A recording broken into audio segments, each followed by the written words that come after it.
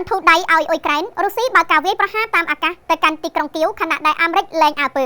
រុស្ស៊ីបានបើកការវាយប្រហារតាមអាកាសជាថ្មីទៅកាន់ទីក្រុងគៀវនិងតំបន់ភាគខាងត្បូងរបស់អ៊ុយក្រែនដោយបានសម្លាប់មនុស្សម្នាក់និងបណ្ដាលឲ្យជាច្រើនអ្នកទៀតរងរបួសធ្ងន់និងស្រាលការវាយប្រហារពីសំណាក់រុស្ស៊ីនេះគឺបានកើតមានឡើងក្រោយពេលដែលលោក Zelensky ប្រធានាធិបតីអ៊ុយក្រែនបានធ្វើការរិះគន់សហរដ្ឋអាមេរិកចំពោះការប្រងើយកន្តើយចំពោះការវាយប្រហារដ៏សាហាវទៅលើស្រុកកំណើតរបស់លោកដែលបានបណ្ដាលឲ្យមនុស្ស19នាក់នៅក្នុងនោះមានកុមារ9នាក់បានបាត់បង់ជីវិតយ៉ាងណាមិញចៅហ្វាយក្រុងគៀវលោក Vitaly Klitschko បានរាយការណ៍ថាការវាយប្រហារថ្មីនេះបានបង្កជាអគ្គិភ័យនៅក្នុងស្រុកចំនួន3និងបណ្ដាលឲ្យមនុស្សម្នាក់បានស្លាប់ខណៈដែលមីស៊ីលប៉ាឡេស្ទិករបស់រុស្ស៊ីបានបំផ្លិចបំផ្លាញអគារជាច្រើននិងអគារនៃសហគ្រាសផ្សព្វផ្សាយការបរទេសនៅអ៊ុយក្រែនបន្ថែមលើពីនេះអភិបាលក្រុងលោក Vitaly Kim ក៏បាននិយាយថារុស្ស៊ីក៏បានធ្វើការវាយប្រហារដោយមីស៊ីលមកកាន់តំបន់មីកូឡេវកាលពីថ្ងៃសៅរ៍ផងដែរដោយបានបំផ្លាញផ្ទះសម្បែងនិងធ្វើឲ្យមនុស្ស4នាក់បានរងរបួសលោក Zelensky បានប្រកាសថ្កោលទោសចំពោះការវាយប្រហារនេះដោយលោកបានសង្កត់ធ្ងន់ថាទោះបីជាមានការខិតខំប្រឹងប្រែងការទូតក៏ដោយក៏រុស្ស៊ីនៅតែបន្តសកម្មភាពឈ្លានពានរបស់ខ្លួនដដែលគូបញ្ជាក់ផងដែរប្រព័ន្ធការពារដែនអាកាសរបស់អ៊ុយក្រែនបានបាញ់ទម្លាក់មីស៊ីលរបស់រុស្ស៊ីចំនួន13គ្រាប់